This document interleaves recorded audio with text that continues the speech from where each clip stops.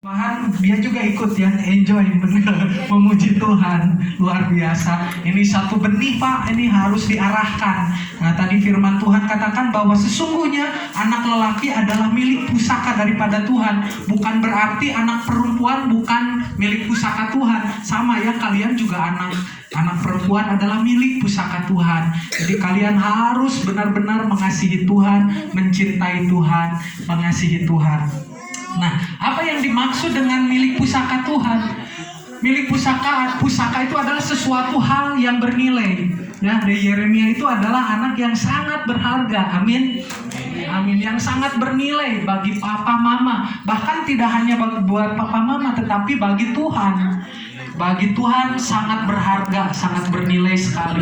Makanya dari Yeremia harus papa mamanya arahkan supaya menjadi anak yang betul-betul yang tadi seperti doa kakak WL, supaya bisa menjadi manfaat bagi kerajaan Tuhan.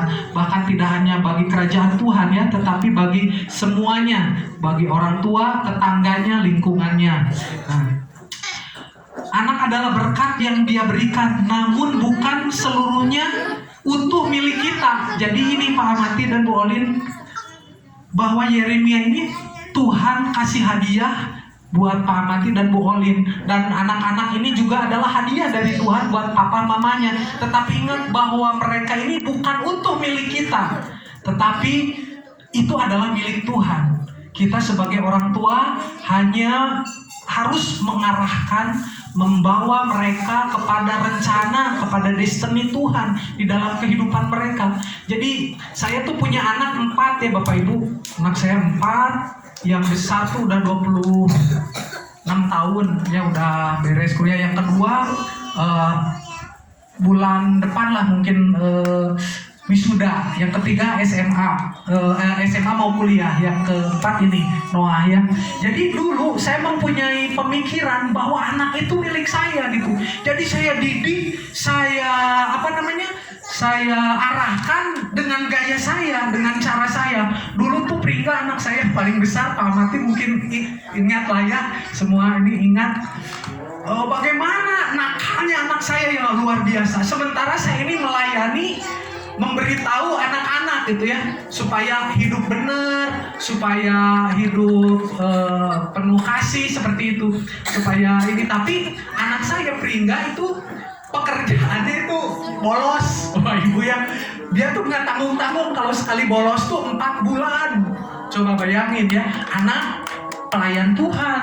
Sementara saya di gereja tuh orang sangat hormat sama saya gitu ya, istilahnya didengar gitu kan omongan saya, ini nggak boleh. Tapi anak saya ternyata tanpa sepengetahuan saya dia tuh bolosnya yang itu tadi ya, nggak tanggung-tanggung sampai 4 bulan. Ketika saya dipanggil saya kaget, karena setiap pagi Pringga tuh dianterin itu anak saya tuh ke sekolah, ke gerbang, sampai saya tungguin masuk. Kadang-kadang kalau nggak sama saya, sama Mas Puji kan. Nah, tetapi luar biasa, adalah surat kan dari sekolah yang menyatakan bahwa ini anak ternyata bolosnya sekian bulan. Ternyata kemana? Jadi dia setelah saya pulang, dia keluar gerbang dan ke warnet. Nah, ini waktu dulu tuh adik-adik ya lagi musimnya warnet. Kalau sekarang kan adik-adik di rumah aja ya, pakai gadget gitu ya, cuman gitu aja nonton seperti itu. Kalau dulu ke warnet gitu. Nah, saya tuh marah sekali gitu sama anak, sampai saya pukul ya, seminggu 2 minggu dia masih sekolah. Terus saya cepret, udahlah gaya gimana. Sampai suatu ketika saya udah marah sekali. Jadi saya bawa ngebut nih anak saya dari rumah, dari Raja Wali tuh sampai ke yang tahu rumah sakit Immanuel tuh ada polsek kan ya.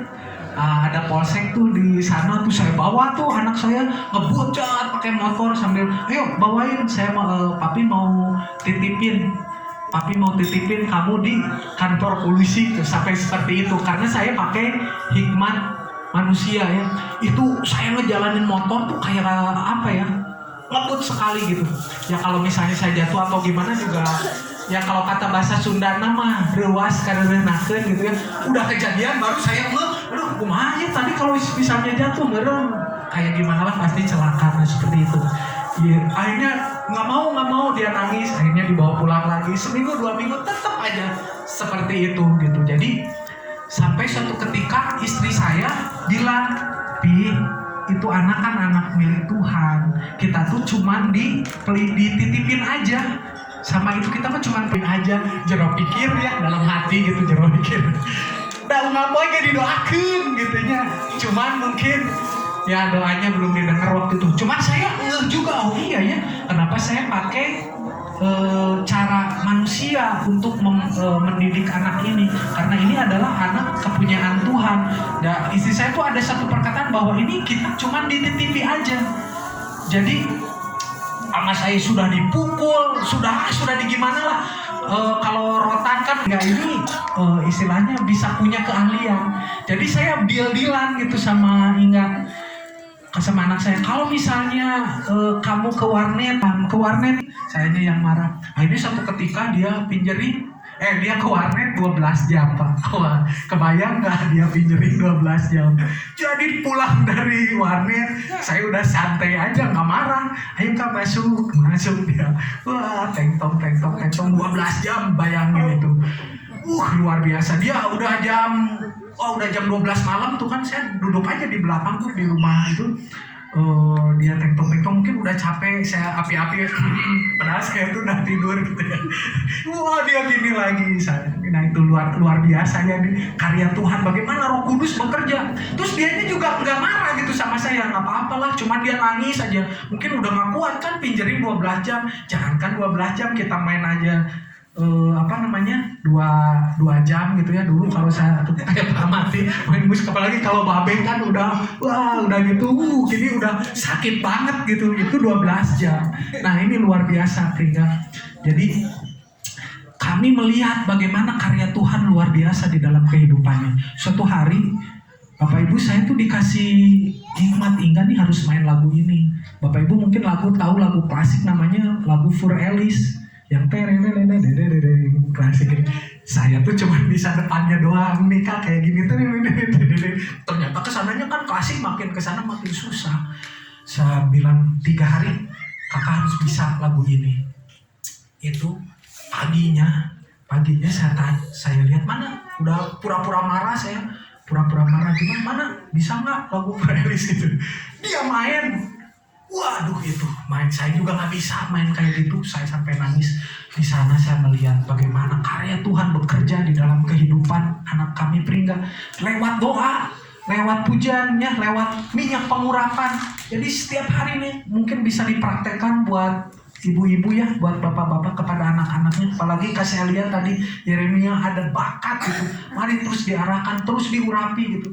Jadi gimana ya, itu kalau secara akal gitu kan dia nggak diajarin gitu, nggak diajarin les. Waktu itu dia cuma les 3 kali, bosan nih katanya, nggak kepake lah gitu doang. Jadi itu lagu nggak diajarin sama saya, tapi dia cuma modal dengar saja gitu, tapi dia udah bagus sekali. Jadi itu karya Tuhan yang luar biasa. Ketika kita menyerahkan semuanya kepada Tuhan, Tuhan sanggup mengubahkan anak yang begitu, ya saya bilang bandel lah.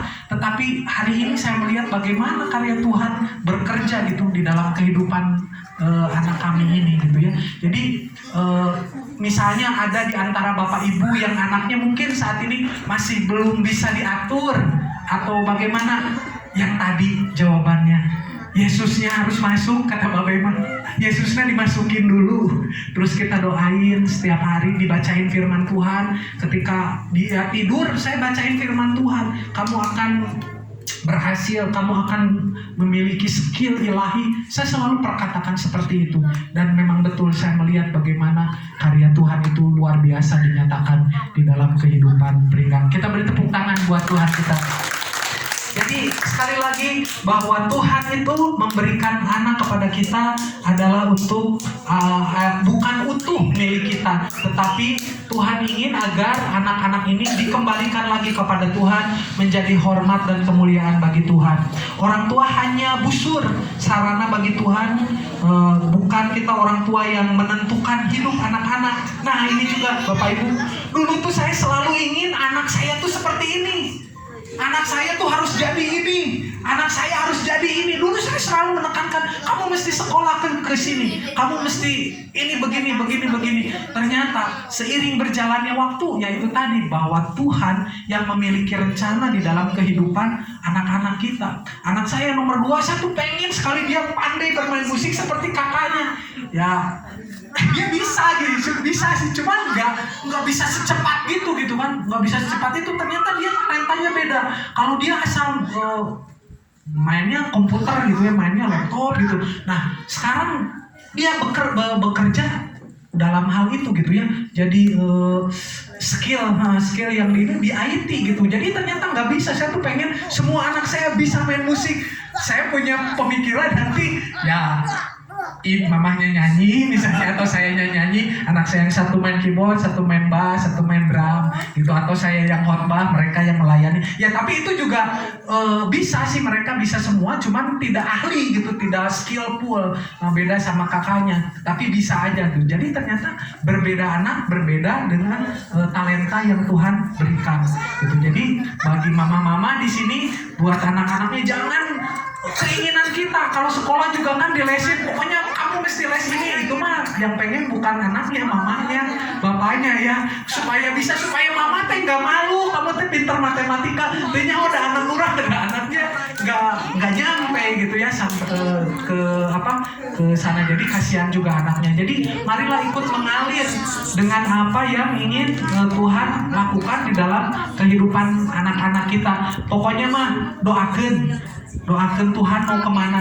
Anak saya nomor 3 nih, aduh jauh ke jago masak mah gitu ya, tapi dia ambil sekolahnya itu tata boga. Coba bayangin aja, orangnya diem, tapi itu Pak yang nomor 3 Pak mati kena dia kan gitu. Dia tuh ambil kuliah, kita kaget gitu, Pi mau ambil tata boga, itu salah gitu kan. Tapi tetap saya dukung bahwa ya mungkin nanti di marketplace dia bisa bermanfaat, bisa berguna dengan skill yang dia boleh boleh Tuhan berikan dalam kehidupannya. Jadi sekali lagi bahwa yang mengarahkan itu adalah Roh Kudus buat anak-anak kita, bukan keinginan kita, bukan keinginan Bu Olin, Pak Mati, Yeremia kudu jadi. Ya itu mah kita mah keinginan mah boleh gitu ya, seperti itu, tetapi jangan sampai dipaksakan akhirnya tidak menjadi maksimal. Itu yang saya dukung anak ini kan dulu Pak. 4 lebih dulu. Jadi perjuangan itu untuk anak tuh, aduh kalau 1 mah seneng gitu Bu ya, kita ada hiburan. Kalau 4, 3 kan sebaya beda 3 tahun. Kami tuh suka duka gitu, anak-anak 3 sebaya kan kurangnya 2, 3 atau 3 gitu. Jadi kalau di rumah itu, kalau kita pergi pelayanan, kalau pulang itu nanti jam tangan nggak ada, jam bimbing nggak ada, nanti lampu nggak ada, karena mereka main bola kan di dalam rumah. Dan itu luar biasa. Pas pulang kita nyetreken saklar nggak ada gitu, kemana? Ternyata pecah. Mereka bilang gimana? Kemarin nggak tahu semua. Dengan kompaknya nggak tahu. Itu seperti itu. Pokoknya biasa anak yang istilah apa ya, ujian juga buat kita. Kadang-kadang anak ini ujian bagi kita. Kadang-kadang mereka sakit. Aduh, kita orang tua ya kalau lihat sakit tuh udah aja yang sakit, anaknya jangan seperti itu ya. Nah karena kasih kita kepada anak kita, makanya orang tua ini luar biasa. Adik-adik dengerin, adik-adik mesti sayang sama papa sama mama ya. Karena apa? Papa mama tuh ngurus kita tuh luar biasa ya. Kalau sakit malam mama papa tuh nggak tidur. Ya, nggak tidur, terus harus nyiapin, harus gimana. Jadi adik-adik harus sayang sama siapa? Sama papa, sama mama. Papa sama mama, papanya tuh capek nyari uang buat beli apa? Beli kuota. Iya, buat isi HP kita gitu kan. Kita mah enak aja main game. Alami satu tantangan di luar. Jadi pesen Om, sore hari ini adik-adik harus sayang sama orang tua. Amin. Harus sayang sama orang tua, harus rajin belajar, harus rajin ibadah kepada Tuhan. Adik-adik harus mengasihi Tuhan ya dari semenjak kecil, karena Tuhan itu luar biasa. Dia bisa menjadikan kita yang tidak ada, yang miskin, bisa Tuhan menjadikan kaya. Tuhan bisa membuat kita tuh menjadi pribadi-pribadi yang berguna ya. Jadi adik-adik harus sekali lagi sayang sama papa mama, sayang sama Tuhan Yesus. Bisa diulang, harus sayang kepada siapa? Papa mama sama Tuhan Yesus. Beri tepuk tangan. Haleluya. Luar biasa.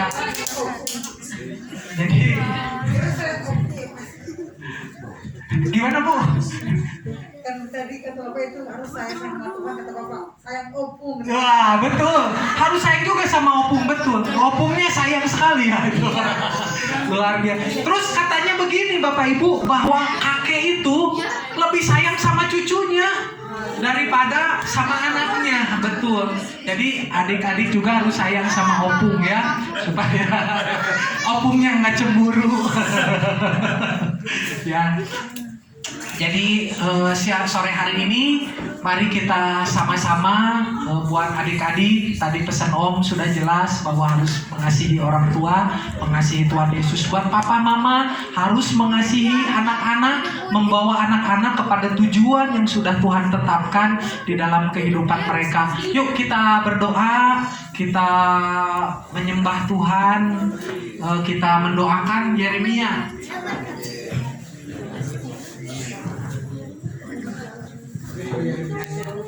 Yeremia masuk, mau didoain. Mana nih, kita kasih tepuk tangan nih buat Raja sehari ini. Haleluya. Om mau doain Yeremia boleh? Boleh. Kita menyembah Tuhan dulu sini. Ya. Ayo kita berdoa. Kita berdoa.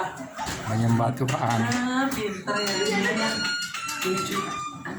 Kita nyanyi lagu Haleluya, adik-adik nyanyi ya lagu Haleluya, Haleluya, Haleluya gitu.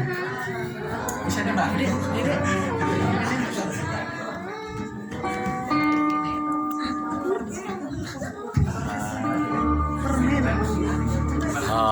Haleluya. Bentar ya.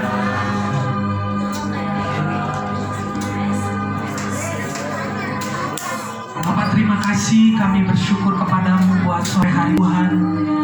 Kasih setia dan anugerah dalam hidup kami. Kita mendengarkan firman Tuhan. Bapak kami sore hari ini rindu hadirat-Mu. Haleluya. Haleluya. Haleluya.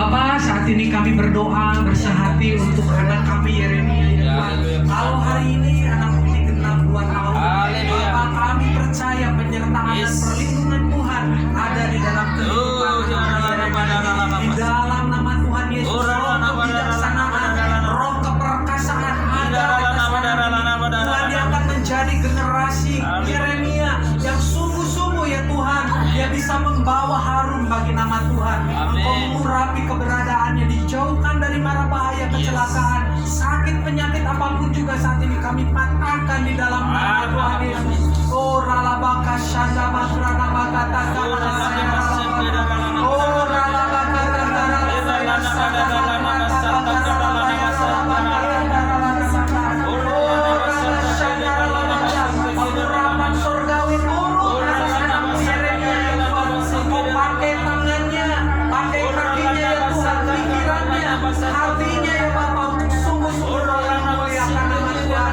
Dia menjadi Allah di dalam kerajaan ya Tuhan. Kejadianmu dahsyat dan ajaib, dan Engkau akan melakukan perkara-perkara besar, perkara-perkara ajaib melalui telah besar. Engkau akan memuliakan nama Tuhan, Engkau akan meninggikan nama Tuhan dalam nama Tuhan Yesus. Bapak tutup bungkus anak ini dengan kuasa darah Yesus. Tidak ada panah api yang sijar yang coba dalam nama Tuhan Yesus Kristus. Bapak saat ini juga kami berdoa untuk kedua orang tuanya. Kami bawa Pak Amati dan Bu Olin ke dalam tangan-Mu. Bapak, biarlah mereka menjadi orang tua yang bisa mengarahkan Yeremia kepada destiny Tuhan, kepada tujuan yang Tuhan sudah tetapkan dalam kehidupannya. Engkau Tuhan yang mencukupkan segala yang keperluan daripada Yeremia untuk sekolahnya, masa depannya semuanya. Untuk kakak-kakaknya juga kami menyerahkan ke dalam tangan-Mu. Biarlah ada kesatuan hati di dalam keluarga ini.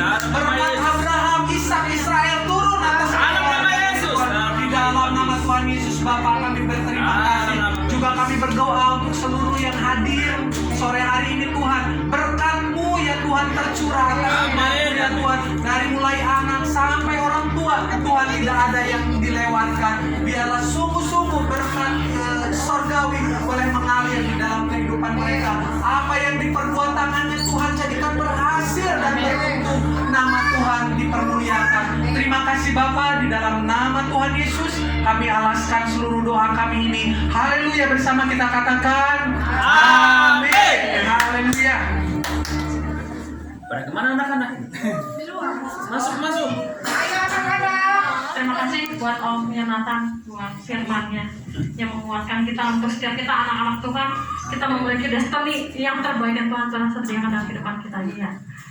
Dan sekarang acaranya anak-anak.